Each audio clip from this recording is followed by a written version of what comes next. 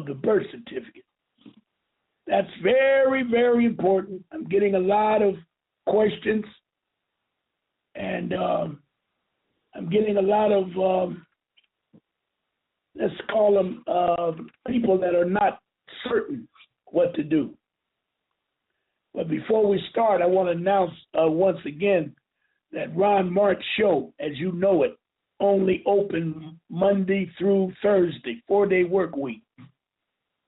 I am still overwhelmed with data, information, questions, tapes, stuff that I have to get to. And I think I'm spending a little more time than I should with most callers that I get. And I'm falling behind on staying up to date on what I should be doing. So what I decided to do was turn on my phone at 10 o'clock a.m. on Mondays, 10 o'clock a.m. Turn it off 6 o'clock p.m. on Thursday. That will give me time to do what I have to do in my home. I got personal business. I got personal documents that I need to get ready. I got to move forward with Ron March's program. I'm working on issues the same way you guys are. So I need time to do it. You guys are calling me, which is all good, but the time zones are so different that I'm getting calls all hours of the night, early mornings, late in the evenings, that type of thing. So it's best for me to continue to take the calls, but at the same time, I got to have some shutdown time so I can catch up with information. Now, going into today's show, and we want to talk about, I need feedback from all you callers. I want you callers to, I know you call me through the week and you ask questions. And now that I'm on the air, there may be other persons who have the same problem or situation that you have, which means that by you calling in, they can get an answer from what I'm telling you, or they can fundamentally present themselves so that they can also ask questions in regards to what's going on. So the lines are open all night tonight as we deal with this question. Now, the first thing we need to understand is, why are we even involved? New messages received from Duffy. What is it that we are doing? Let me get this right. Wally, come here.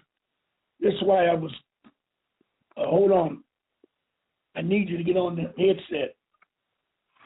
I just got a. Yeah, I know. It's not coming through. Yep. So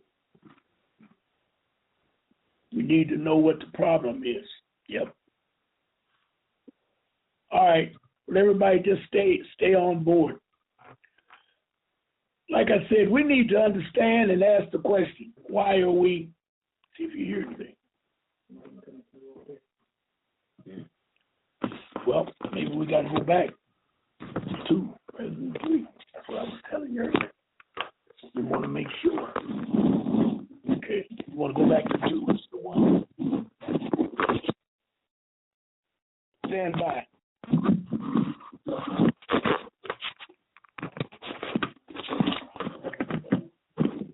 Okay.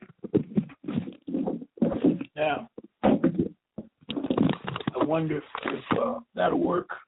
I got it open. And here you go. I got it open. So I don't know. Let me check with let me see. 5.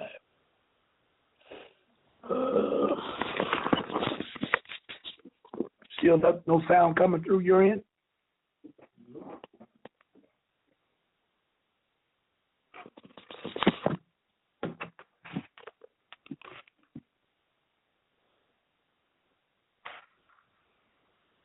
What about now? It should be coming out of the box, is what you're saying. Yeah.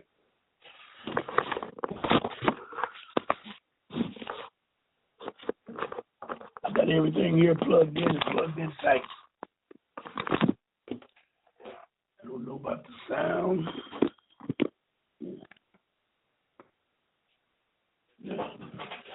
Does that mean that both of them are down, or you don't know? I don't know. I'm trying to call these now. Yeah. Andre just showed up. Let me see if he can hear me. Chaos, are you out there? Yep, I'm here. You can hear me? Loud and clear. Loud and clear. Okay. Official like a referee's whistle. All right, you're right on. Okay. Okay. Well, I'm going to continue. I got a call that said there was no sound. Now that might be on the internet piece. It's probably on the website. On the website, yep. So he's going to work on it. All right. Since you just called in, the program tonight, Andre, we're going to deal with what do we do after the birth certificate. Everybody's rushing trying to get the birth certificate, okay? And that's a very good question because most people are trying to bite off more than they can chew. They're trying to do a 98, they're trying to do a DBA. When they call me, they're asking all kinds of questions. And I'm saying to myself, please shut up and stop and ask yourself, why are you doing this? What are you trying to do? Now, you're over 30, 40 years old now, meaning you've been a slave for 40 years. Now, all of a sudden, you got a little information on freedom, and you want to be freed overnight. But it does not work that way. It's not going to happen at all. So we want to start with asking yourself the question, why am I doing this? You know, why am I doing this? Yeah, before they even get the BC authenticated, there needs to be an understanding of why. Why would you do that, and why do you get that? What does it mean? If you don't know that, then of course the question is going to be, what next? Let me do this, let me do that, because you're listening to people say, well, you got to do this, you got to do that. You have to get an understanding of everything. Yep. I agree, Andre, but it seems that people, I'm getting calls from people that apparently has never watched the show. So there's some communication in the community talking about freedom. Mm-hmm. You follow me? Okay. Mm-hmm. So they say what, and then the person is telling them to go to my website or go to a particular website. People say, Ron, I searched and found your website today, and I did this and did that. I saw your phone number. I want you to tell me how I can get free. Where do I start on a question like that? You dig? Yeah. Yeah, the answer should always be go back in the archives, and I have specific shows that I give people to listen to. I've gotten the same questions, and until a person can sit down and listen to the basic shows, it's just like the people that call other people radio stations and ask the same questions. They're directed to go back and listen, because if you go back in the archives and listen, all your answers are there. So I'm not just going to tell them that. I'm going to give them, okay, you need to go to this show, you need to go to this person's show, you need to go to this date. Listen to that show to give yourself a basis of what you need to know first. Well, I got a few archives on my website. I know if you go to Ron March on Facebook, this is all over Facebook, because, when I get off at night, I shoot it straight to Facebook. So people can go there. But then they're still lost trying to figure out, well, what do I do when I get there? That type of issue, They try and frame. Again, like the main show I give them is the one that you and Jonah deal with the 98 number. Or not the 98, with the... with the, was it the 98? Yeah, that show and the one where and there's tons of shows where you talk about nothing but birth certificate. You give the history of it, you give what it is, why it is and why you need to authenticate it and what the authentication process does. There's countless shows out there of that. Yep. And people have to be willing to do the studying and do the research and not say, okay, I'm just going to have you tell me how to do it. I'm just going to have you do it. No, this is the type of thing where you have to do the research yourself. You got that right. And see, what I do... You will get jammed. Oh, you're going to get jammed. I get jammed myself. Yeah. I run into issues. I got to go out and find persons to listen, and like you and I do.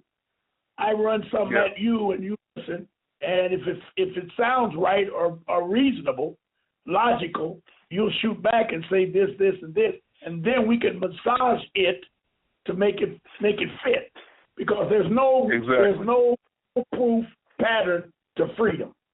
Everybody needs to know that. There's no magic wand, no silver bullet, no type of document you're going to get that's going to free you. Not only that, everybody's not going to be free. Not everybody's going to get it. Well, not everybody's going to reach that. I don't want to go say that, because everyone has an opportunity to be free. It's not for me they have an opportunity. Absolutely, yeah. Okay, so if everyone wanted to be free, everybody could be free. But you know that some people want to stay right where they are, so why waste time on trying to deal with them types of person? You follow me? Absolutely. I don't like to say that you can't get free. Everybody can be free, but it's going to take some work. And it's some stuff. Yeah. You see what I'm saying?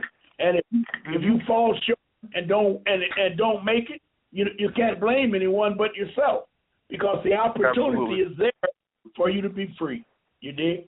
And there's so much information out there that, you'll be walking down the street taking out the garbage, for example. You may be walking out the back door taking out the garbage, and all of a sudden a thought will hit you and damn near knock you off your feet. And you'll come in the house laughing or smiling, and somebody say, "What the hell's wrong with you?" Well, you're not even able to tell them what's wrong. If you lay it out, they're going to look at you like you're crazy. So you just say nothing. I got a call from my wife the other day. She was out on her job, and something happened that spearheaded a thought. She said she broke out laughing. She said she couldn't help it. And she came back with good rapport with the persons that was in the group. But she said she don't know where it came from for her to get that answer, to jam, because that's not normally not her way of dealing with things. But she and I talk so much about that it gets on her noggin, and when she hears it played on the outside rather than from the inside, it will lock. It's almost like a magnet, you know. And once it matches, you got it. That light will come on, and you'll start smiling and laughing. And it could be anything. That's a bird could fly, it could be anything. I tell my children to read this book.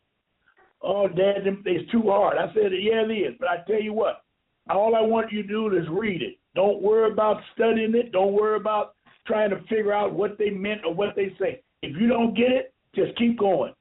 Keep going. Now, things are only as hard as we allow them to be or we make them to be. There's things that I figured out in the last couple of years that seemed like it was impossible, but when I decided in my mind that I was going to figure it out, the answer came right away. Okay, I can feel you on that. You don't want to cut your mind short. That thing is powerful. Your mind is powerful, and whatever is flashed on the mind. Like you read a book, Moby Dick. I ain't never read it, but I know it's a complicated book to read, so they say. So you read it, okay? And you walk through a street, you walk through your life, and anytime you run into any issue on the physical side, physical plane, that was a reflection of that book, I guarantee you your mind's going to lock them together, and you're going to get what would I want to call it? A spiritual feeling of understanding and wisdom. And it may not even be related. Yeah, because you made the correlation. Yeah, because you made the correlation with the book. Yes. I do that all the time. I read stuff. I don't want to know what I'm reading. Man in the Moon, because you go into a frenzy on some of this, what they call legalese information, and then all of a sudden you read something else and you say, damn. Now you go back and read what you just read and it makes sense. So everybody's got to understand that it's not going to be easy for one person over another person.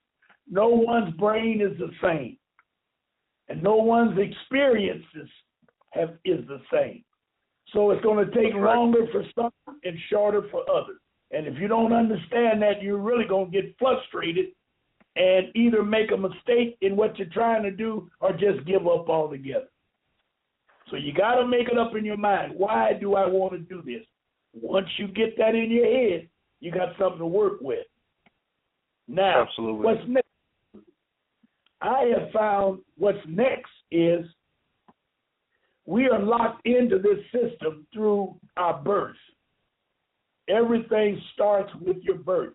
When you come out of the womb, that's the only time that you are pure, God-like creature with only thing between you and your Creator is heaven. You don't know about the police. You don't know about courts and judges. You don't know about jobs. You don't know about utilities. None of that plays a role. And that's when they take advantage of you, when you are very ignorant to life. Put it that way.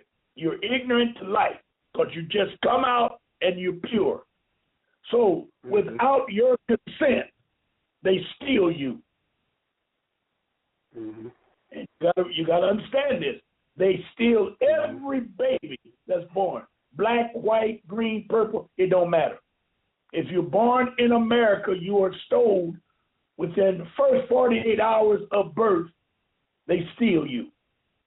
Now, they do it through the permission of your mother, who is totally in the dark.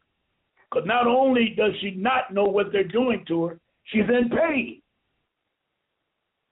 So you can't blame mama because she just don't know what the hell's going down. Now, back when they had the midwives, it was all different ball game, all the whole program different. That's why they did away with midwives, because they couldn't steal the babies. Now, why do they want to steal the babies? The babies in America represents money, currency. The baby represents currency. And the value or the denomination of currency, the amount, is unbelievable. Because they say by them stealing you, by the time you turn 18, your worth is approximately 90 to 110 million, with an M, $1 million of credit in America. Every baby. And those that are handicapped, let's say, or handicapped, may be insane, mentally or physically handicapped, whatever the case, they're worth more because they've had an additional policy put on them as they grew into 18. Because you don't never know how long they'll be with you, so that policy kicks in right at the beginning. So they win living above ground or below ground. From the womb to the tomb, they own you.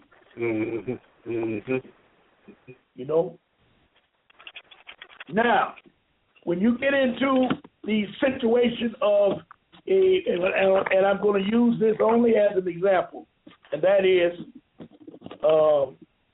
the Jewish people have that, what they call that, 18, when you become 18. A bar mitzvah? Yeah, a bar mitzvah, yeah. I just talked about this less than 2 hours ago. The bar mitzvah. Everybody knows the title. Everyone knows what it means. but no one really knows how truthfully it is, because if we knew, we would not be in bondage. You have never heard a Jew or Jewish people complain about nothing. Now that goes deeper than me just saying it. It goes so deep that they're technically not citizens of United States of America, Inc., period. Because their forefathers and their fathers and their forefathers all freed themselves as they got into this since 1933. So that means that the children can only be what the parents are. So if the parents are slaves, the children are slaves. And if you don't believe it, go back and read the Christian black codes and the black codes of United States of America, which would be North and South Carolina, Georgia, Florida, some of those states back in the day, back in 1600. And you'll see that they have set up specifically who is and who is not a slave. And they sum it up by saying, whatever the mother was or is or was, the child shall be. Now, the chain has to be broken somewhere. So we, in this generation, when I say we in this generation, we're really breaking the chain of slavery. How, Ron? By declaring our freedom of the birth certificate. This is why you catch so much hell when you don't know what you're doing. This is why when you go up to the windows and the counters of these different institutions, the person that you're talking to is dumber than hell, has no idea what the hell you're talking about, and then you got the audacity to get an attitude because it ain't supposed to work this way. I hate to talk to people like that. I really do. Because they never understand that the person they talking to is only put there because they don't know what the hell they're doing. Now, they've been trained for the job, but that training had nothing to do with your freedom. Period. Zero. Zilch. And to have an attitude when you go in there or have something smart to say to them is a big no-no. A big no-no, because they will block it for you. They're only human, so they tell you whatever you want. I don't know where it is. I ain't got it. Next, go see somebody over there. I don't know. Get out of here. Now you're stuck, not knowing what to do and where to go. You always want to keep the door open for freedom. You have to be free as you go on the path to freedom. And you want to free everyone that's in your way. Because if you make an enemy, you're gonna regret it. It's gonna set you back. Let's put it that way. If you make an enemy, it's gonna set you back. And there's no need for you to make an enemy. Only reason that there is an enemy out there is because of your ignorance, not knowing what the hell you're doing. You have to change your attitude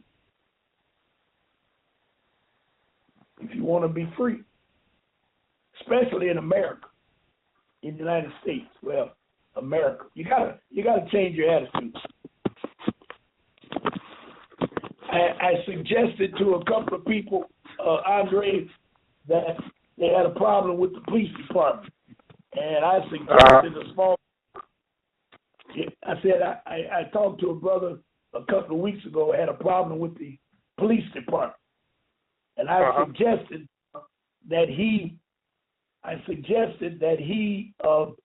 file a small claims on him, about $25, $35, $7,500. He went off on me.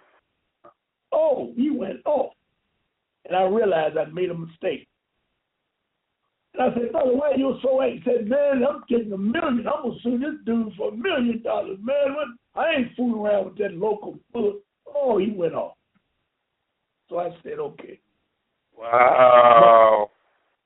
You see what I'm saying? I backed off.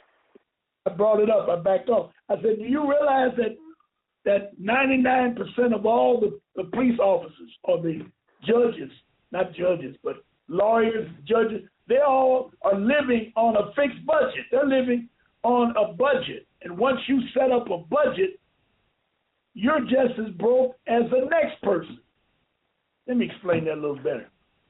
If you are a six-digit employee, six-digit employee, you're going to live a six-digit life. And if you don't budget your money correctly in that six-digit life, you could not lend me $10 because you don't have it. Right. So now I get an attitude and say, wait a minute. You living out there in Southfield, Bloomfield, driving them Cadillacs and all that stuff, and I can't get $100 or $10 from you?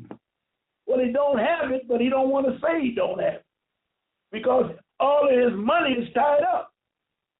You may cut your own grass in the hood, but he may have to bring in a lawn service. So when you live that style, you have to pay that style. So when you make 6 digits, you got to pay 6 digits. So if you sue them in their private capacity, they can't come up with $7,500. Does that make sense to you, Andre? Very much. And you know a police officer is not making 6 digits, not in Detroit. They're whining because I doubt if they're making $30,000. I heard them talk about it. It was only, you come in at $2,600. $2,600. That is correct. That is, yep, that's correct. It's somewhere around the 30,000. Yeah, that ain't no money. No. And then once he starts living 30,000, he's broken up everywhere. He ain't in hell. So by you talking about $1 million lawsuit, because everybody else is getting one, you wasted your time. There's only certain reasons why they pay those millions of dollars.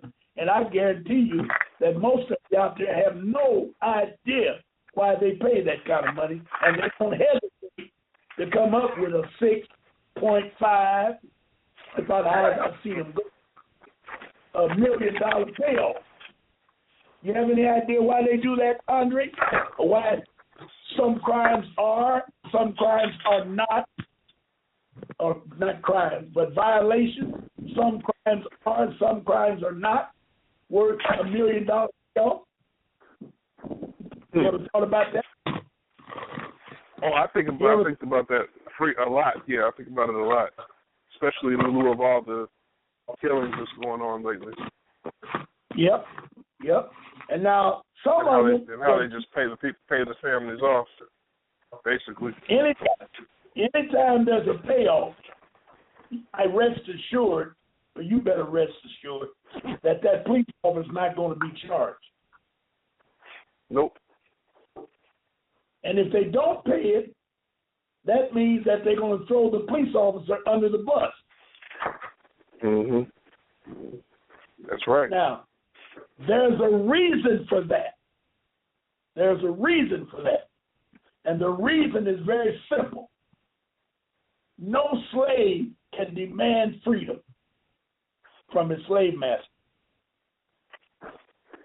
There's no law against killing a slave. Think about it, brother. Think about it. The only thing that you can think about when I say killing a slave is Lynch.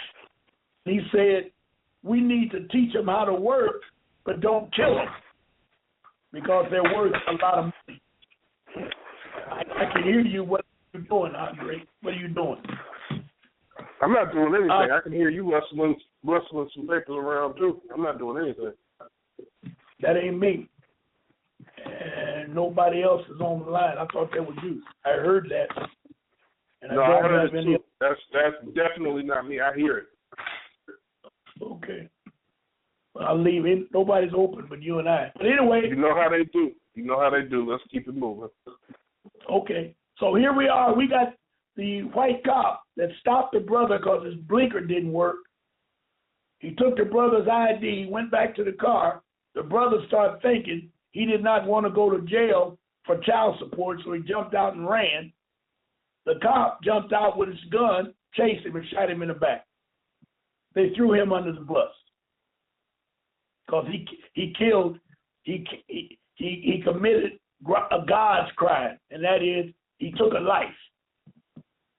Because you can't say, if the boy had turned around and it got shot, it would have been a whole different ball game.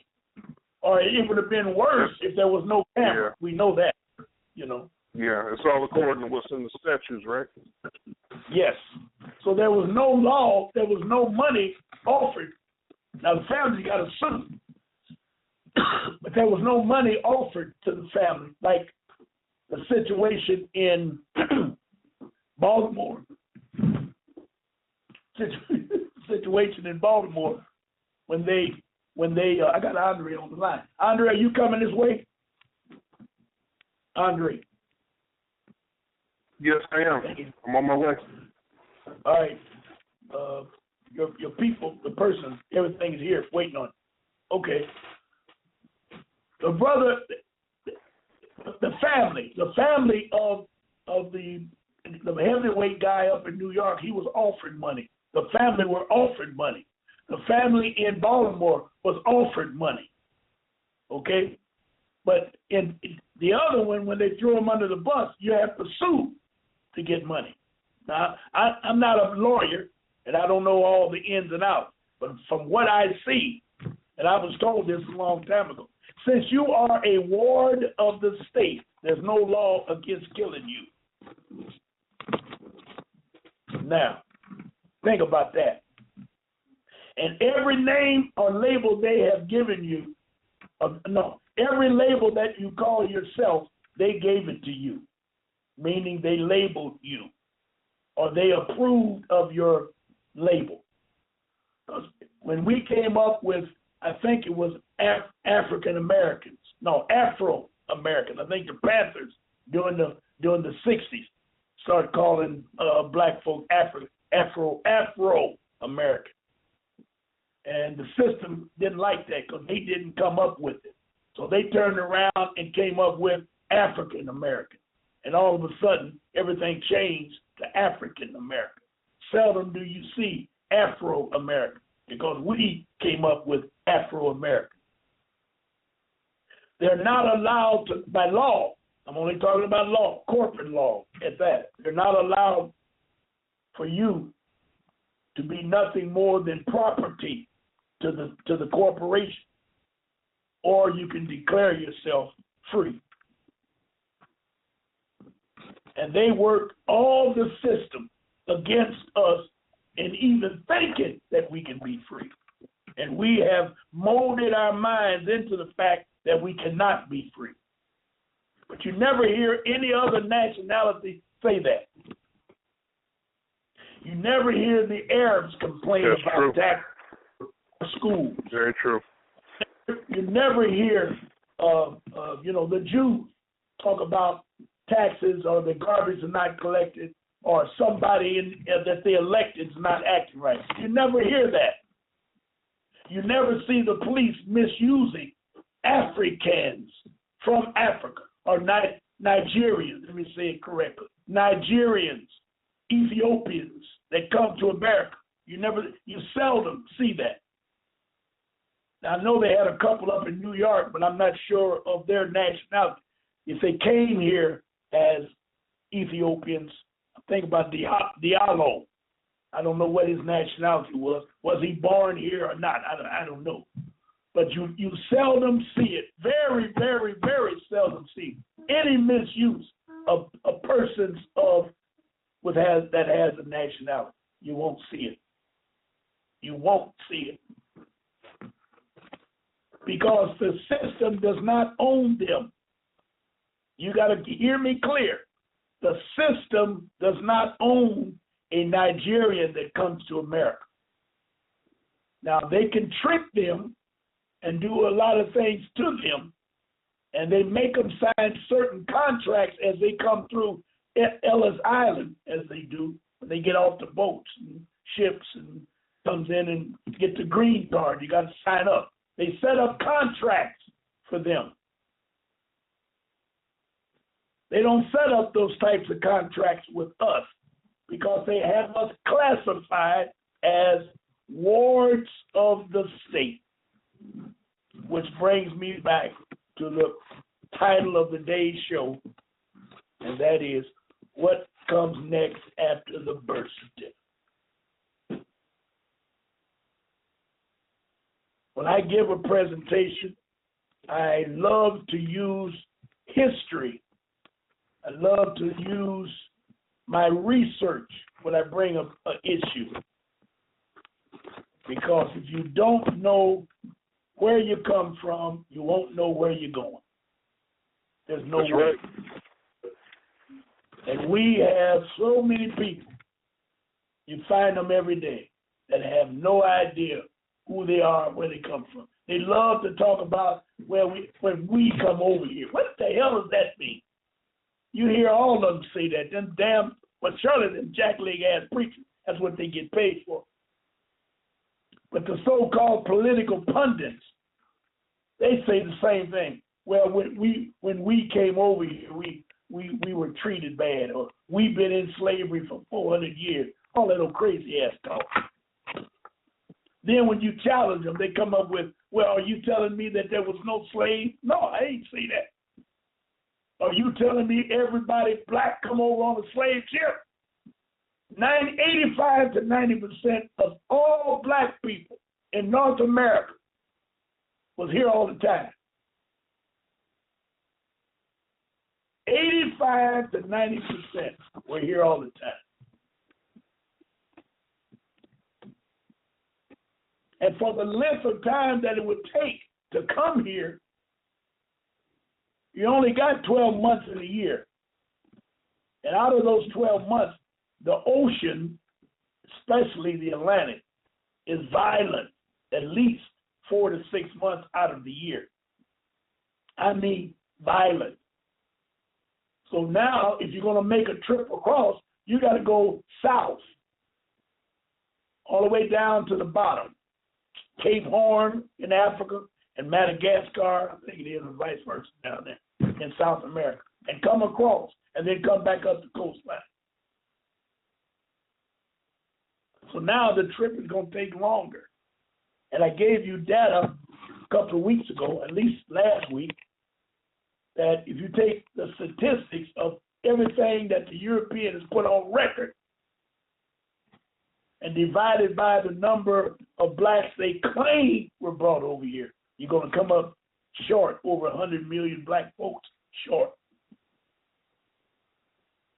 And nobody, especially our so-called educated political pundits, they never look at that. They never want to talk about that.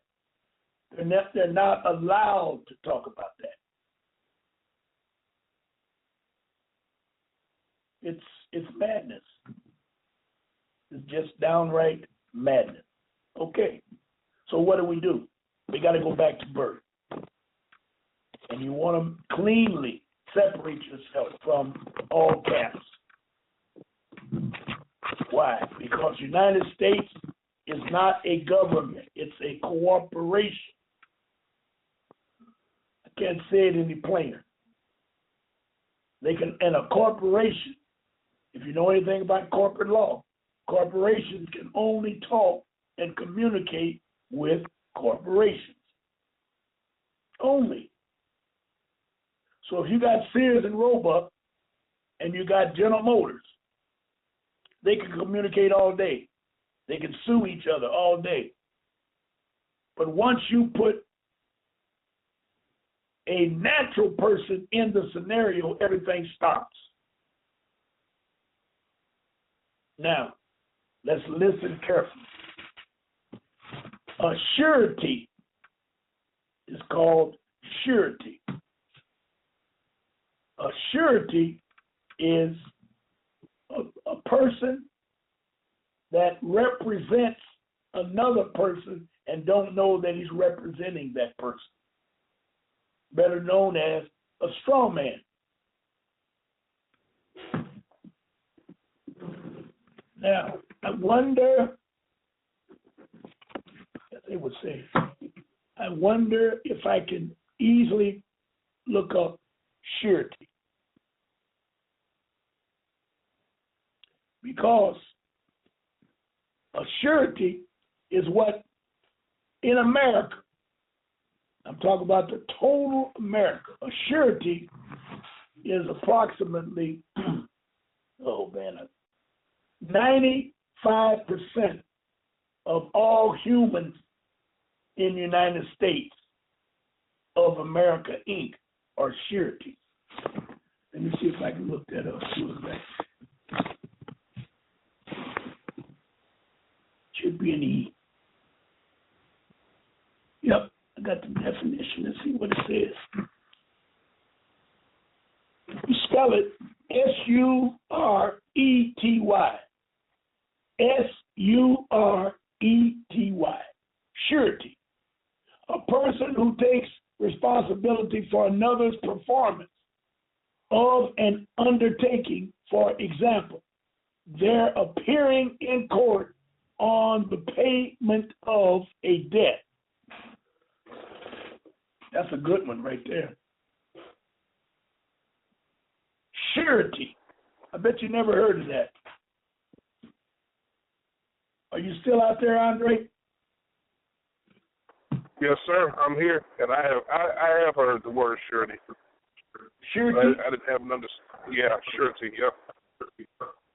And did you understand the meaning, or did you know the meaning? No, I didn't know the meaning. I've heard a lot of people mention the word, but I didn't know what it meant. Okay. Yeah. Notice I'm saying surety, not security, not S-E-E-C-U-R. I'm not saying security. I'm saying surety, S-U-R. Yeah, like as in surety bond, right? No. Wait a minute, I just saw surety bond. Yes, the definition of a surety bond, yeah. Let me see what that says. Need a surety bond. Worldwide surety bond, you can count on us, fast, friendly service, blah, blah, blah. It doesn't tell you what it is. If you're an agent, it's easy to do it. Here we go. A surety bond is an agreement subject to the bond form. The surety bond is usually required for monetary compensation for failure to perform specifically acts referenced in the bond form. I don't think that deals with, well, I guess it could be if you stretch it. Surety bonds are usually required by the state or federal government. These bonds are called license and permit bonds. All right. Well, anyway, I'll leave that alone. I don't know anything about that surety bond. But I'm talking about, did I lose it? I think I did. Yep. I'm talking about surety, not a bond, a surety. That means that somebody is standing in, S-U-R-E-T-Y. That means that somebody's standing in for someone else. And I guess the worst thing about a surety bond is you who are standing in do not know you're standing in. Most people don't realize that their ignorance puts them in debt. Has nothing to do with money, nothing to do with opportunity, nothing to do with anything but ignorance, because the straw man is going to purchase whatever the straw man can purchase. And the corporations can only sell it to the straw man. They cannot sell it to a natural person. Better yet, they cannot give the natural person credit. Now, you can pay cash all day, but I'm saying credit. You have to have a surety if you're going to get credit. And that's where the straw man comes in. So I'll read that definition again. And there's several of them in the book. You spell surety, S-U-R-E-T-Y, surety. Money that you give as a guarantee that you will do what you are legally required to do, such as appear in court. See, the surety deals with corporations. That's why they keep going back to the court.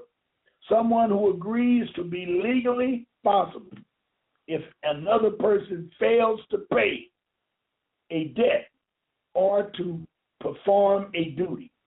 So that someone is always you.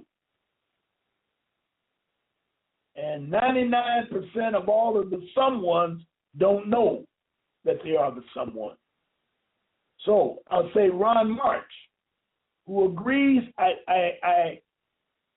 acquiescently or tacitly, T-A-C-I-T, tacitly agrees to be legally responsible if another person, underlined person as a corporation, fails to pay a debt or to perform a duty. It's almost like being a co-signer. Y'all need to know this.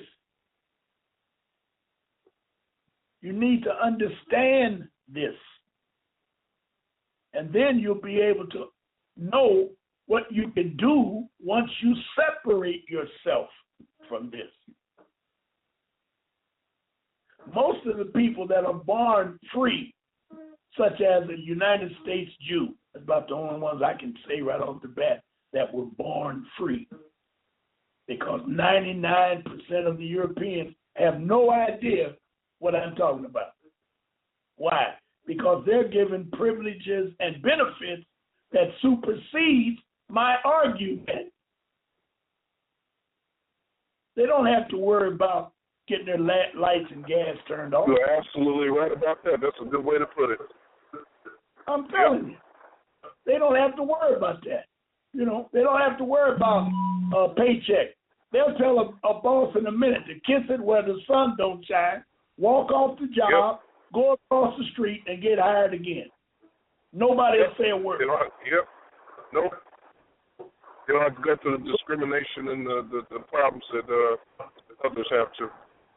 They don't have and have no idea. I was listening to you got some that argue and say, I have to struggle like everybody else, but it's not they don't know what it's like. They have no idea how hard it is. So you got some that will argue and say, oh yes I do. I have to go through the struggle, and they'll try to identify, but you can never identify with the things that we had to go through, even on the job, even to this day. So. Yep. I heard two talk show hosts from a sports station when I was coming over to the station, to our program, and they were trying to make sense of Missouri University's shutdown, and they were feeling upset over the fact that it was extortion that the football players used, because there was $1 million on the table that if they didn't play ball on Saturday, the school would have to pay $1 million, and they demanded that the president of the school resign, and he barked that he wasn't going nowhere all the way up to yesterday or the day before, actually, and came out overnight and said, I'm out of here. They fired his butt. They couldn't afford the $1 million. The $1 million would have shut the school down. And these two talk show hosts were trying to be very liberal and trying to be very fair, but they were so far off base that it made them sound stupid, trying to justify at the same time challenge, was it a legal act or was it a fair act? And when they heard what the complaints were specific, they just really went bonkers. They said, well, every campus in America has the same problem. So now is it going to go all over America? Yeah, all over America, that the college of football players are going to shut down because of this. And they were saying, well, we hope not, blah, blah, blah. But I'm saying it should. And every school should have a specific demand and give the school an opportunity to deal with it, such as the athletes, not football players, all of the athletes, they should be paid. This is me talking. I'm not an athlete, but I've heard them say they tried to do it. They should be paid for doing that type of thing. Play the game, whatever it may be. Think about the tickets that you pay to go to a football game, a college football game. And every week that whole stadium is loaded, full to the hilt. Yeah, the concessions bring in tons of money, and so does the television broadcast, because they have sponsors and they have, commercials at play, so there's money being made hand over fist. It's goo-gobs of money being made, and the athletes legally get nothing. And most of them don't make it to shit. Over 75% of all college athletes in all sports never make the profession. I better take it higher. 85% of all college sports athletes, 85% never make it to the pros. Never. Now, what do? Especially since they were pampered to come to the school. They were put on selected programs to stay eligible for the scholarship. And then when the scholarship runs out and they don't have a degree, which is a lot of them don't, what do they do then? And can't make the pros. So anyway, I felt sorry for the two whiteys because they really sound very stupid. Trying to be black, but at the same time trying to maintain superiority complex, superiority control, white supremacy. They can't understand it. No, you can't understand being black. We just discussed that earlier, Andre. No way in hell they can do it. Nope, not at all. Never. And if that president was not only ignoring the black problems that they had, he was part of the problem because his attitude and language fit the profile of all the racist asses that were doing all the damage.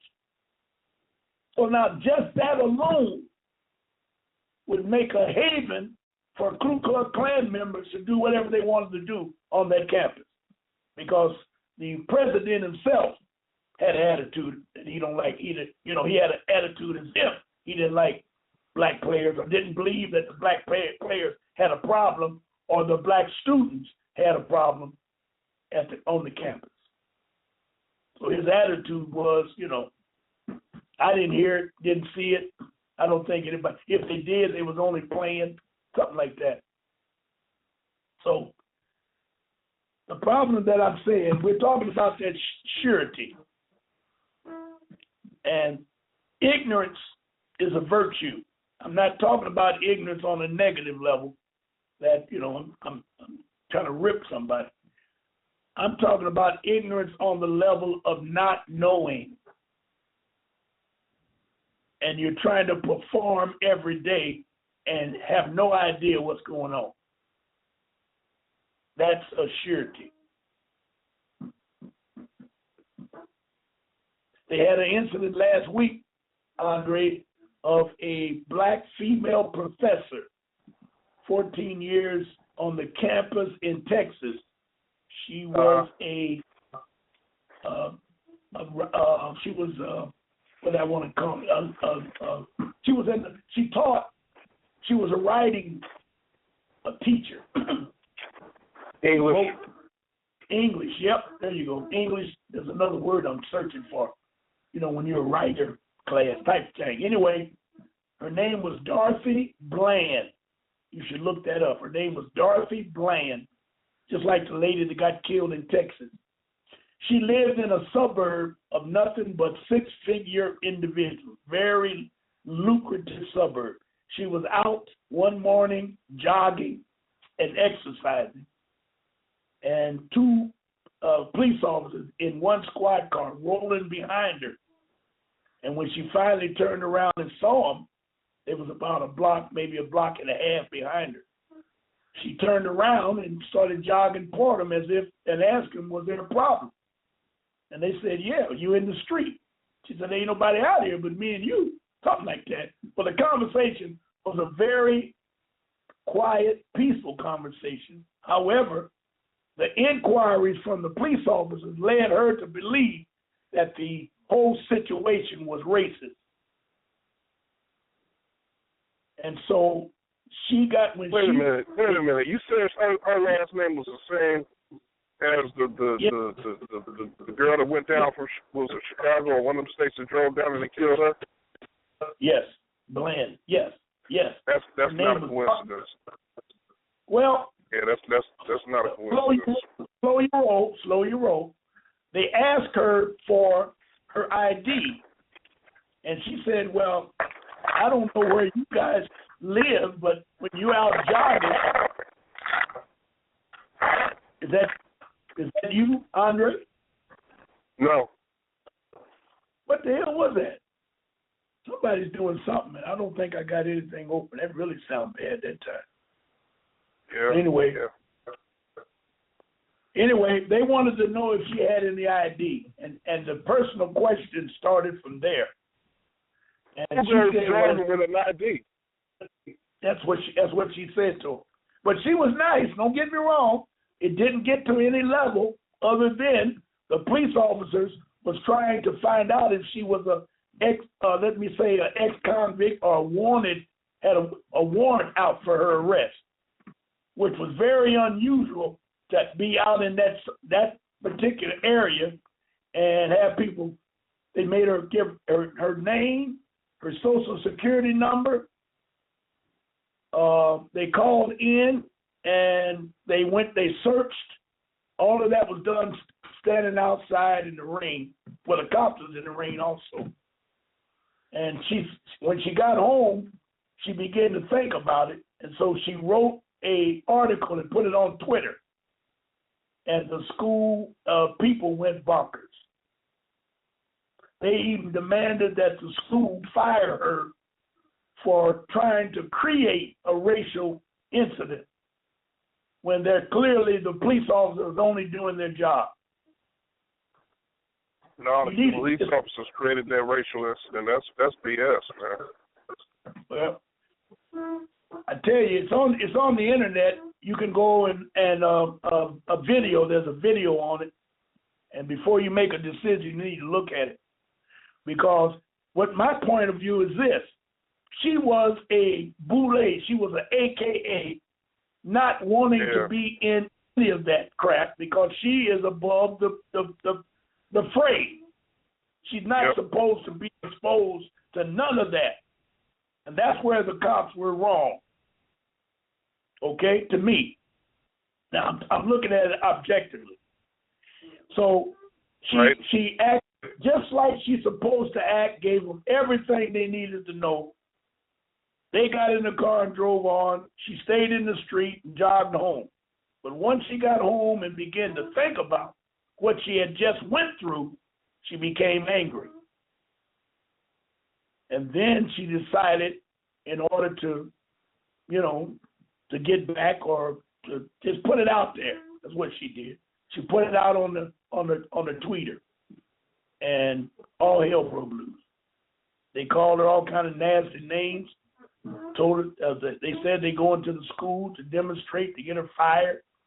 The mayor of the city, who is a female black, came out in support, the usual, of the police officers. Best police officers on the force. Don't have a racial blood in their body. That type of thing. It was really strange. You need to look at it and think about it. Yeah, I'm going to check that out. I'm going to do some research on that one. Yeah. Dorothy Bland was her name, a professor at one of the Texas universities down there. But we're still talking about a surety. She is surely a surety for the straw person, Dorothy Bland, all caps. She has no idea what it's about. She was just yanked to reality. She would frown on me and you for wanting to be free when all you have to do is go to school, get an education, and you can be free. That's the hardest thing about being slaves in America. You have so many that they choose to move on a higher plane, and then they turn those individuals against you, and you find yourself fighting the system and then fighting on people that look like you. And they have no idea of your trials and tribulations. I would think her conditions to me would be worse than a European's conditions, because she's a very happy American, because she knows racism is alive, but she pulled herself up from her bootstraps, and if she can do it, anybody can do it. You dig where I'm coming from? Yeah, I got you. Which makes it very, very sorry. Okay? Well, the bottom line is you need to stay in the area of that birth certificate. And the purpose of getting the birth certificate authenticated is to differentiate yourself from the surety. Now, that surety, let's call it what it really is, and that is, got two names. One name is a straw man, and the other name is what legally works, and that is 14th Amendment citizen. Once they put that surety into the political arena, all your rights go out the window. And that means that they can do anything they want to do to you. I bet if I would talk to that lady and tell her about the birth certificate, she may slap me and tell me she did me a favor. Get your butt out of here. We don't need your kinds causing problems and all kinds of stuff. You dig? So my point absolutely. is, she would feel like it's, what's the purpose of you even bringing that up to her? She wouldn't. I'm assuming, but I would assume that that someone like that you couldn't get through the whole explanation of it without there being some type of yeah. But I tell you, after they turned on her, but I bet you can get her attention now. Yep. She's got to make a decision. Somebody's going to yank her coat and tell her, you keep running your mouth, you're going to lose your job, your tenure, your whole professional career. You're going to be down there in the ghetto where you just fought your way to get out of. And once they do that to you, they will blackball you, and you'll find it very difficult to find a decent job. And I'm putting emphasis on decent, because they made it clear she was living in a 6-digit neighborhood, and if she don't calm down and come to her European senses that they put in her, she'll find herself in the ghetto. Now the question is, which way do you want to go? How do you want to deal with this? And most of them would probably, which is understandable, would probably want to stay where they are. So they'll shut their damn mouth and go to the gym and jog. Shut up. But this is what we're up against. I'm only bringing that up to let you know that they put these type of people in Wally B. Put these type of people in position so that they can keep the masses down. That's what I'm trying to say. All right, let's keep moving forward. So once you do that, you get your birth certificate squared away. That'll be on 2 levels. First level would be to authenticate it, and the second level will be that you write a affidavit. You put together an affidavit, and the affidavit is of ownership. Your affidavit of ownership. And that affidavit of ownership is going to let you know who is and who is not of the majority. I have it all on my website. You need to go and read that. The story is entitled, Who Owns You? Very interesting, very important. Who owns you? It gives you all the steps that you're going to need to deal with the situation. Okay? Now, why do you have to do an affidavit?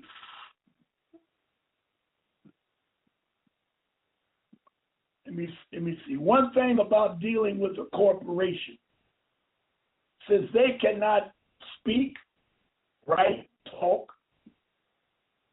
garnish you, steal from you, you're making it very difficult for them to even see you once you separate yourself from the straw man. So you need to be sure and acknowledge. Notice of acknowledgement is called. Every state has a process of acknowledgement. Every state has a process of acknowledgement. You need to use their constitution and or their compiled laws to find out what does it take for you to acknowledge who you really are. Now, you can do it orally, but you'll find yourself, possibly creating a conflict that's not to do. But you can do it that way. But if you can't get to them so that you can give them an oral answer as to of acknowledgement, you need to write and let them know who you are. I'm telling you, that's the key. That affidavit of ownership is the key to your freedom. Because you've already done it by separating yourself. You're acknowledging it through an affidavit. And if you read the maxims of law, an affidavit, what if I could bring that up? Maxims of law.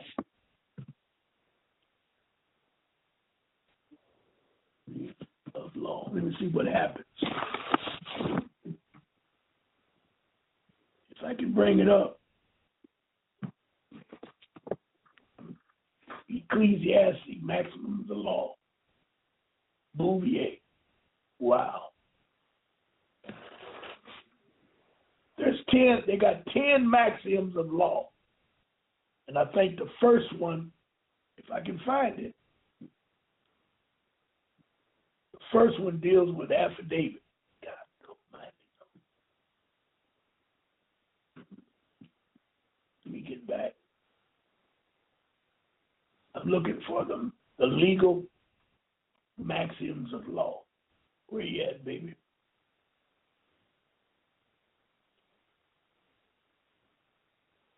We try it again.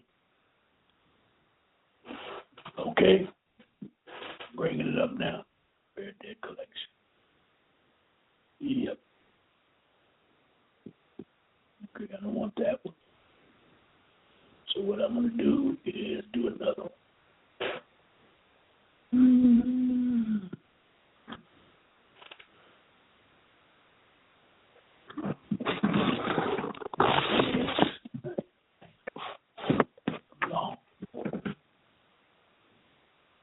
Yep. If I could bring that up, I could really, if I can't find it here, I'm going to definitely. If I get them, I would love to read them to you because it's what all laws in all countries are made of. And they come from the maxims of law, court appearances. I need to save this crime and punishment. Oh, baby, if I could just find it. I don't see it. Quickly, I can't. I'm going to save this, what I got, though. This is very important, what I'm looking at. Maximum of law, is so called because the dignity is chestive, and its authority is most certain, and because universal approved of all. The universe approved of all. All law has either been derived from the consent of the people, established by necessity, confirmed by custom, or divine procedure. Oh, this is good. Now, see, this is what happens when you're on a mission. Right and wrong. The right cannot arise from the wrong. These are maxims of law. You are not to do evil, that good may come of it. Two wrongs don't make a right, put it that way. It is not lawful to do evil, that good may come of it. That's the lesser of two evils. They violated the maximum of laws when they give you two candidates that ain't worth a damn. The interpretation is to be received, which will not intend a wrong. This is some good stuff here. I'm going to have to save this. Save as. Where can I get it? Here we go. Put it somewhere. Maybe I'll put it in my. Here we go. Put it in my. I'm gonna put it in my folder. It's called. You need to look it up. The Maxims of Law. I just saved it for myself. I'm gonna do some more. Damn it. I'm gonna have to do some more research on it. Okay, but the maximum of law, there's 10, and I don't know. I wish I could find it. Maybe I'll take a break and take a look at it after the break. But anyway, affidavit, if it's not rebutted, point for point, it becomes law, or it becomes legal. I'll say it again. Affidavit that's not rebutted becomes law. And you have to rebut it point for point. You can't give 10 points and they only answer 7. It won't work. You have to answer all the points that are put before you.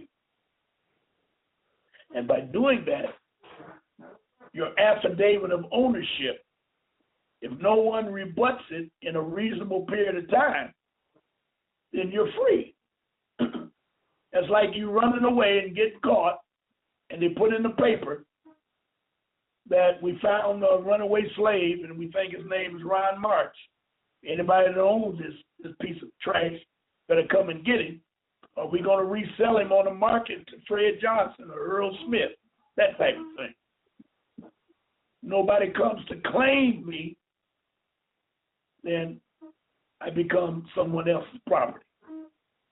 Because I'm still, if I ran away from one plantation, I'm still a slave. I never was free. But if I'm given an opportunity to write an affidavit myself, and anyone that has papers on me that I signed to be their slave, that's why they wouldn't let you read or write, because you might get smart enough to write a contract. Oh, baby, that was something that hit me. Woo! One of the most comical things about movies of slavery that I've seen is anytime they purchase a slave, they would always want the slave to sign a contract. Remember Django. Django couldn't read or write. Most slaves cannot read, so-called slaves cannot read or write. So what did they tell him? put an X on it. So all X's look alike. It's only 2 digits cross. You can't tell me that Ron's X is different than Fred's X. There's no way. So my question, and that's true. So my question is, why did they make Ron sign a contract with an X? Y'all see it every time you see a movie, and you never even question that. What the hell is that about? Well, I tell you what it was about. The European was only taught when he come out from under the Magna Carta, he had to be put under another way of life. And that way of life is what we're in today, known as corporation. And corporation has rules and regulations, but apparently they're more lenient than the Magna Carta, because you have a right in corporation law to refuse. And that you have a right to all situations, there's a remedy. Your problem is you don't realize that you're in slavery, and those that do get a little glimpse of slavery, you don't know where to search. You don't believe there's a search, there's a remedy, and you definitely don't know how to search to find the remedy. The reason the Jews are so successful in America is because they wrote the laws of the New Deal. They knew from the beginning how to alleviate slavery. So they were actually born in freedom. Everybody was born in freedom. Lived in freedom, because their parents, mothers were all free. That's some heavy stuff.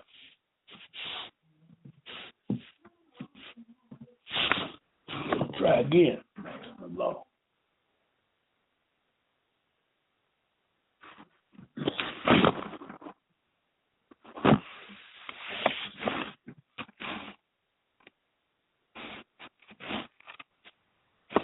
Law. Got the same thing. I really wish I could find that set. I think it's wow. I went to Bouvier. That's too much. Yep. Let's see what this is.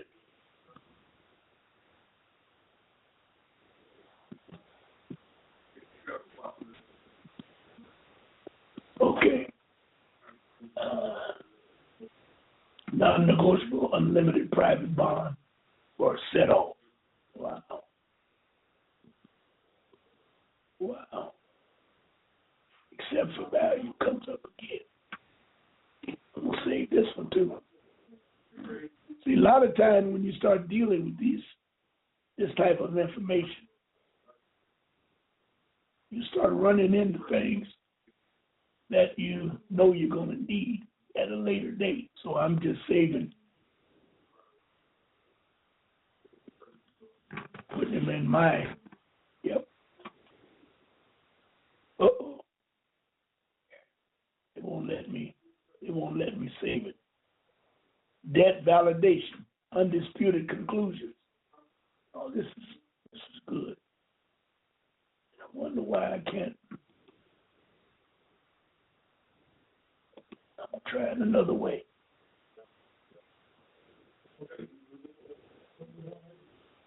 Wow. I'm going to try it another way where I got. Okay.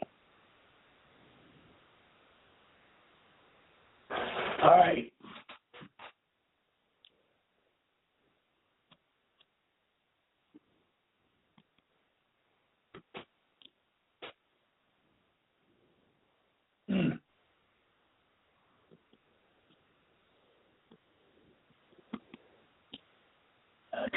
I tried to save it, but I can't. See, a lot of this stuff is so good. They won't let you. They won't let you save it.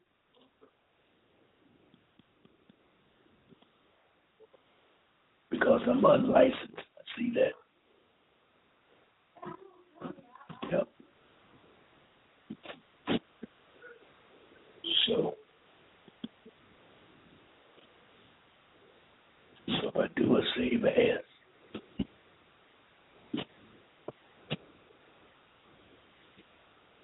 I wonder if I can put it somewhere.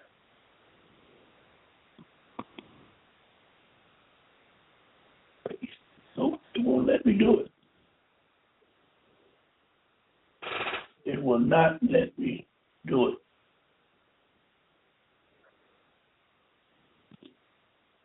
Well, it don't really matter. I'll come back to it. Can't put it anywhere.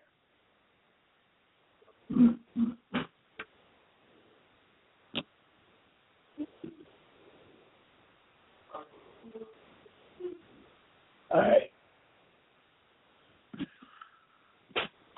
Okay. Well, let me say this. Once you get your birth certificate in line, you'll start looking at what it means. And once you declare yourself, only got a half hour. Let me take a break. The question still remains, and I'm gonna go back to my topic, and that is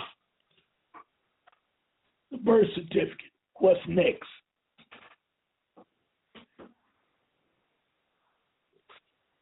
I left by telling you that the most important fact that I can see is that affidavit of ownership, because you are answering all the questions on the state level and the federal level. So anytime you do any transactions with, there's two things you must do. Anytime you have any type of communication, written, oral, or otherwise, there's two things you must do. Number one, you must give them a copy of your affidavit of ownership. Number two, you must give them in writing what is known as a special invitation. Special invitation. That's what I call it. And that is, you want to send, if you have to go to court, if you're demanded or summoned to court in any fashion, any type of meeting on the official level, you want to send a presentation 8 to 10 days, 7 to 10 days prior to the date of the meeting. You must send them an invitation, a special invitation, that you're going to show up as a natural person representing the all caps, can't pronounce it fast enough, legis. You're going to represent the surety, which is all caps, Ron March. You got to remember that. You're not coming in there as Ron March, all caps. You're coming in as a natural person. And since I'm doing business as Ron March L. Bay, I'm coming in as Ron March L. Bay representing Ron March. Very important. In that special invitation, you have 3 topics that you must deal with. 2 of them are highly important. The third one will play out itself. Number 1, your status. Who are you? That's a simple question. Who are you? In that, you're going to make it clear that you are not a 14th Amendment citizen, which eliminates the surety and the straw man. Now, listen carefully and think. You don't have to call me to ask some of the questions. If you're not going into court as a straw man or a surety of Ron March, and you're not a 14th Amendment citizen, what jurisdiction does the court or that meeting have on you?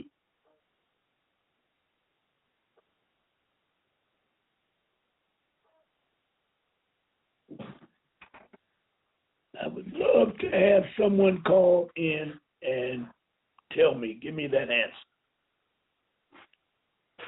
If you send in a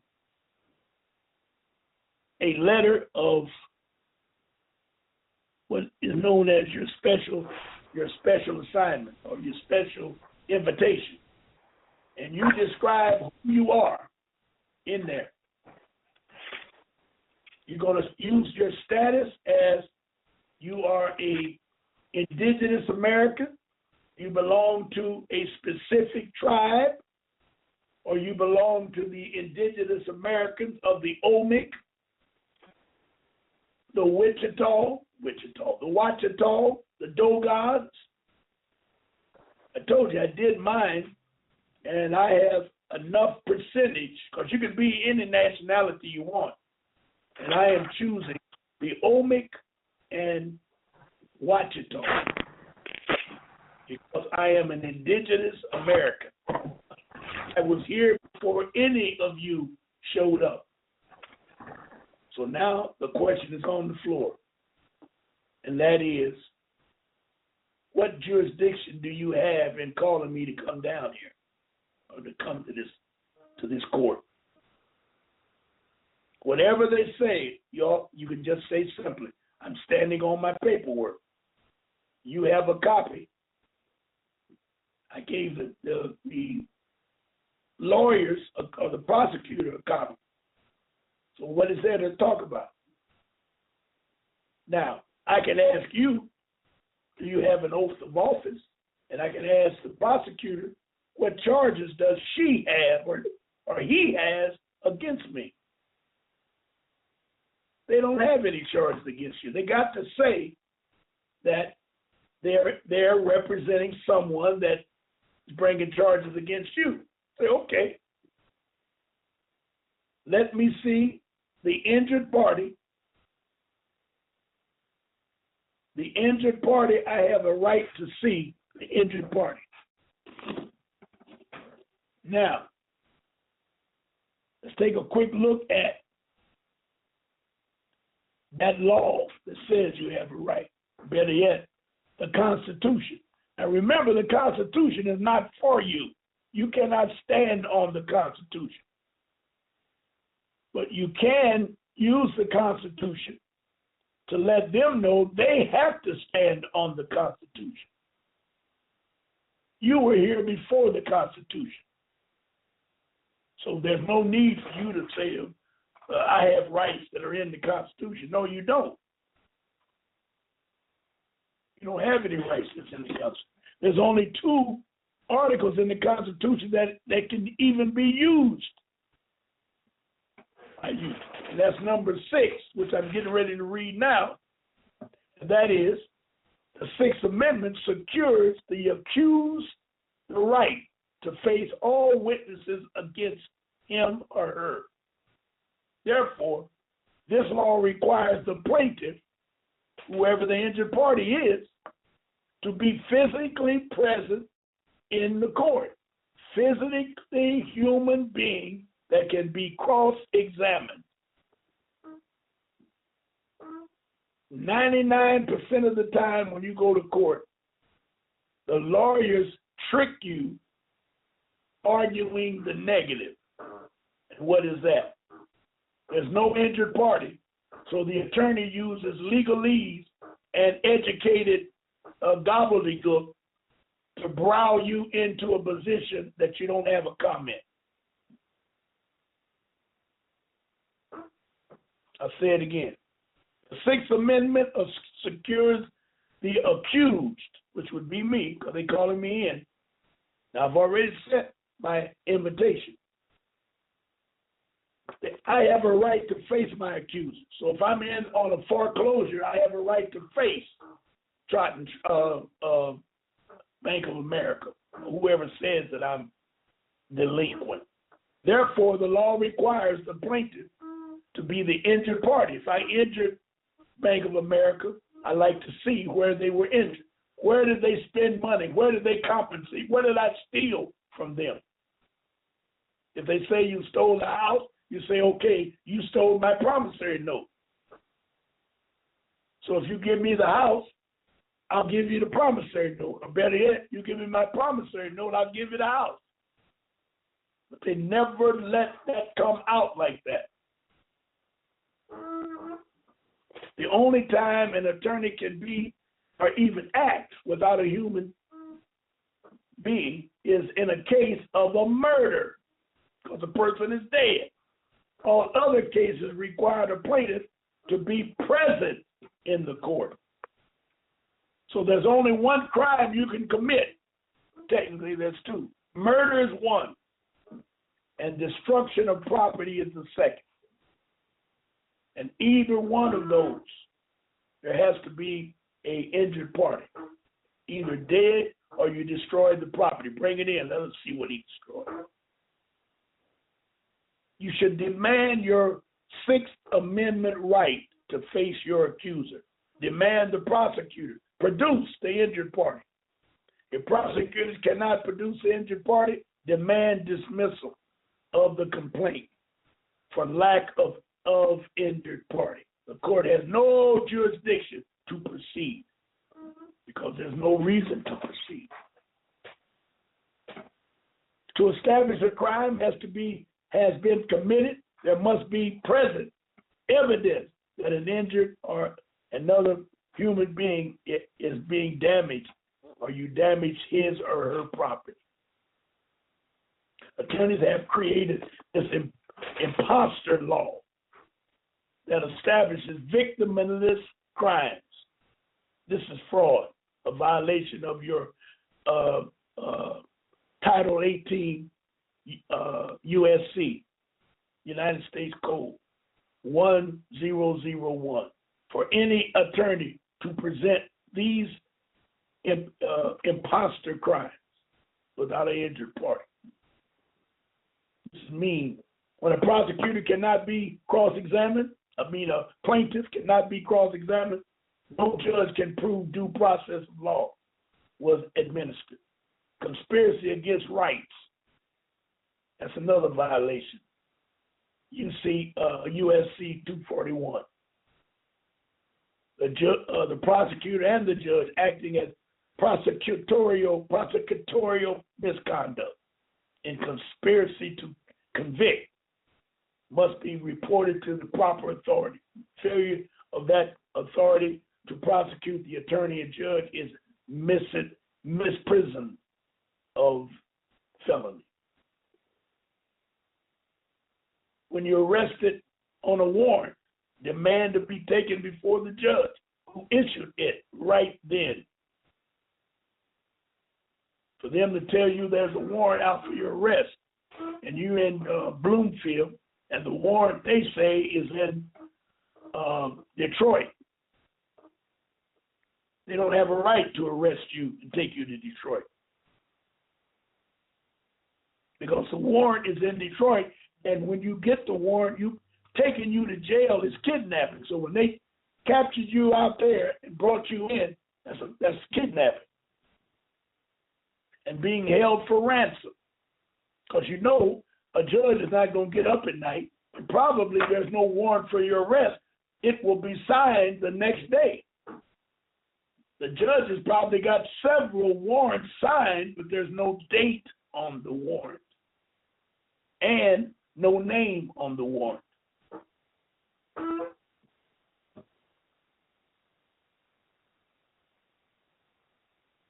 Every warrant issue is to bring you before a court, not take you to jail. You are guilty of nothing and cannot be subjected to possible violence of jail without due process of law. Demand to be taken before the judge. And remember what I said, notice of acknowledgement. You have to say these things. You can't say he knew that he should have taken me to court. That's not going to work. All of this information that I'm going through is part of your progress once you get your birth certificate in line. And I'm trying to reach for whatever situation you could possibly have. Most people have a lot of debt. But remember, the debt is in the surety's name, or the 14th Amendment name, or the straw man name. All of those entities are the same piece of crap. And the only good thing about it, it is not you. And it's only not you because you have cleared up your birth certificate. And we're talking about crimes, not crimes, violations or debt, child support, yep. Incarceration that you have spent in jail. They arrest you for carrying a pistol. They don't arrest you because you have a right to carry a pistol. They arrest the 14th Amendment, surety, straw man. Y'all get this. It's simple. And once you get it, now you see the power you have coming from the birth certificate. No one can harm you or hold you or demand anything from you once you get the birth certificate squared away. Now, let's don't be foolish. By you waving your birth certificate in front of an idiot, it's not going to save you. They'll go down south in the Appalachian Mountains, bring some of them hillbillies up here to Detroit, brush their teeth, put some black socks on them and a uniform, and give them a gun and a picture of a nigger. Well, let me say it better. Picture of Ron Martin. That'll get you off of it. They say, go get him. That's why we hired you. Go out there and get him. If you don't see him today, you'll see him tomorrow. So he's out there making good. Meanwhile, they know if he's good at what he does, you know he's going to need some support. So now you got to beef up his personnel file by giving him a award for helping the old lady across the street, or getting the cat out of the tree, or stopping a fight in the schoolyard. So now when he gets in trouble, they'll say he's got a perfect record. He's one of our best police officers. Nobody even challenges that. That's why they're having so much trouble now, because people, especially Europeans, especially Dorothy Bland type Negroes, are giving the system a second look. Because I know they're saying right off the bat, if Bland, who's highly successful, or so-called successful, if she can be stopped and harassed by them, then anyone can.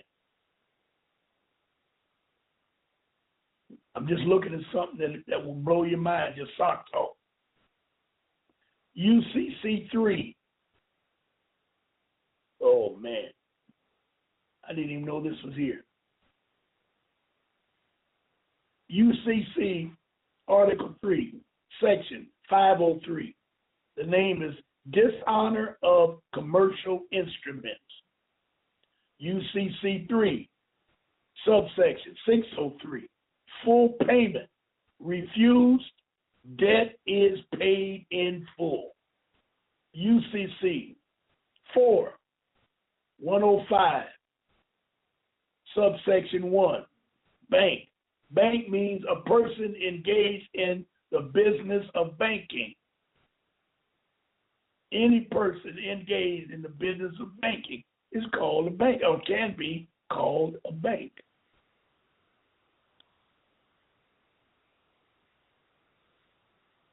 Unbelievable.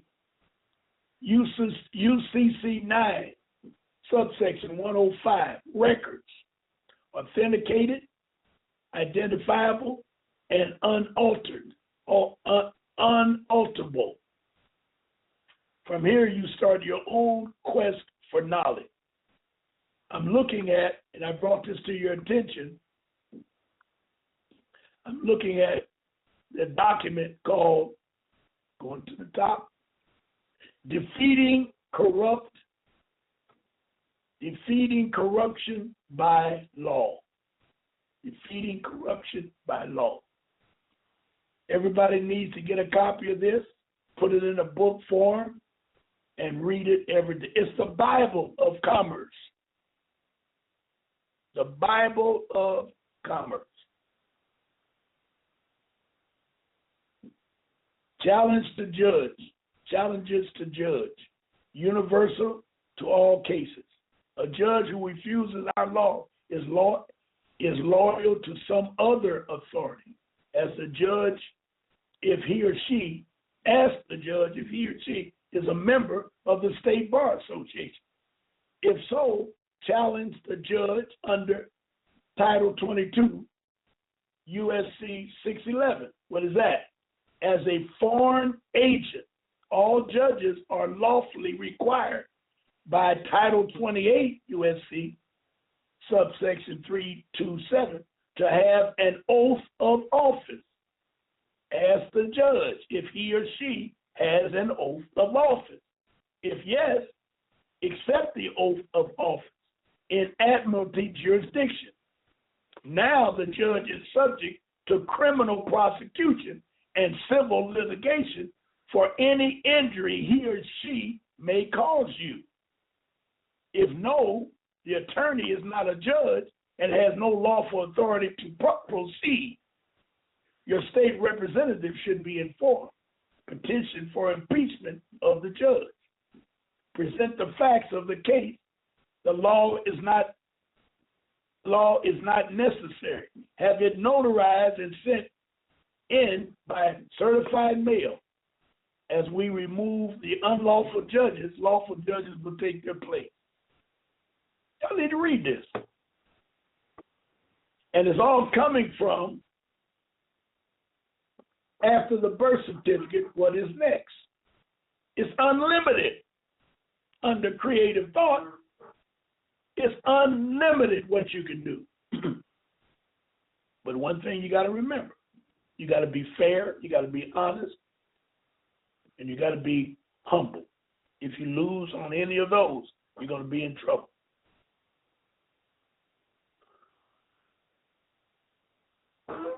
That's why I still did not find.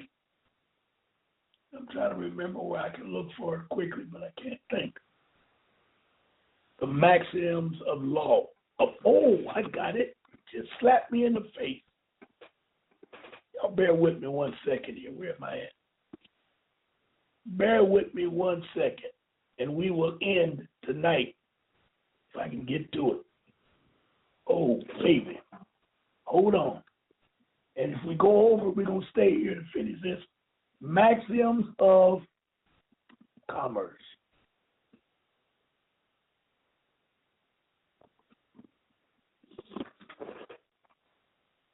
I believe that's it. Here we go. Whoa! All praise is due to Allah. All right, let me see if we got it here. All right. Here, when you're dealing with the birth certificate, you're dealing with commerce. Let me save this for myself right away. Save as.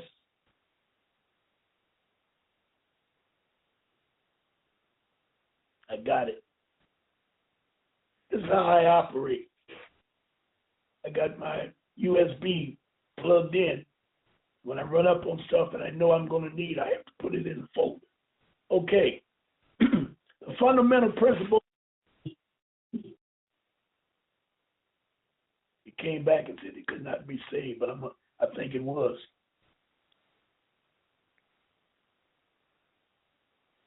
Let me give it to you real quick. Number one, a workman is worth of his hire. A workman is worthy of his hire. It comes from the Bible, Exodus. Number two, all are equal. All are equal under the law. Number three, in commerce, truth is sovereign. Truth is sovereign. Number four, truth is expressed by means of an affidavit. Let me go back to three. In commerce, truth is sovereign. So when you're truthful, you're godlike. Number four says, truth is expressed by means of an affidavit. That's how powerful an affidavit is. You're speaking from God. Number five, an undisputed affidavit stands as truth in commerce. If you don't answer my affidavit, it becomes truth in commerce. Number six, an unrebutted truth becomes the judgment in commerce. Any proceeding in a court, tribunal, or arbitration forum consists of a contest or duel of commercial affidavits wherein the points remaining unrebutted is the end. In the end stands as truth, and the matters to which the judgment of the law is applied. So that means the last one standing wins. Number seven, a matter must be expressed to be resolved. You must announce, give notice. He who leaves the field of battle first loses by default. Number nine, sacrifice is the measure of credibility. You got to give up something. One who is not damaged, but at risk, or willing to swear an oath that he consents to claim a claim against the commercial liability in the event that any of his statements or actions are groundless or unlawful, has no basis to assert claims or charges, and forfeits all credibility and right to claim authority. That goes to every attorney. Sacrifice is a measure of credibility. Every attorney lies in court. Because number one, he ain't supposed to be there because he's a foreign agent. Number 10, a lien or claim can be satisfied only through rebuttal by counter affidavit, point for point, resolution by jury or payment. A lien claim can be satisfied only through rebuttal by counter affidavit, point for point. You have to answer it for point. Or if you go before the courts, the resolution can come from a jury, or you can make payment. If the plaintiff does not prove his case, the defendant is absolved. All law in Canada can be reduced to the above 10 listed maxims. Man, oh man, oh man. I found it. It's called the 10 Commandments, Commercial Maxims of Commercial Maxims. Y'all need to get a copy of this and read it. Okay?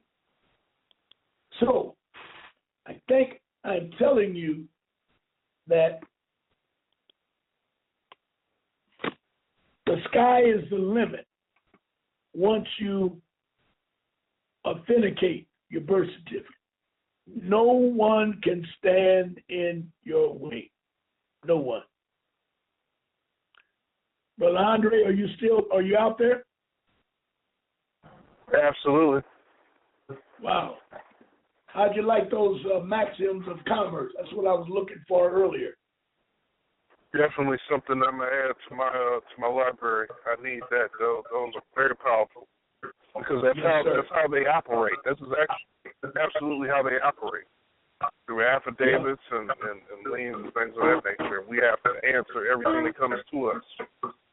Yes, and we, not knowing it, we'll throw it in the garbage can. Yeah.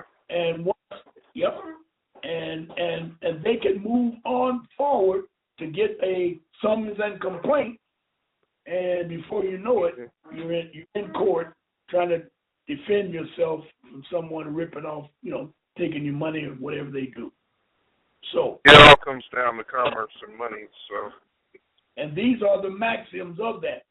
And I also had the maximum of law that. And it gave a big picture. If you look that up, you'll see some wonderful things there also. So basically what I'm saying, and I'm going to go out with this, and that is birth certificates, what's next? The sky is the limit. Because you're not a 14th Amendment citizen. You only have to answer to your creator. Yep. Now, that does not mean that they're not going to hire some person to come after you. That's why you never, ever, ever want to argue with a police officer. Whatever he does is what he's been trained to do. Never, never, ever argue. It's best not to even talk to him. It's the safest thing. I want to add to what you said, Ron, about what's next. The sky's limit. Study. That's what's next. Study. The more you know, the more powerful you become.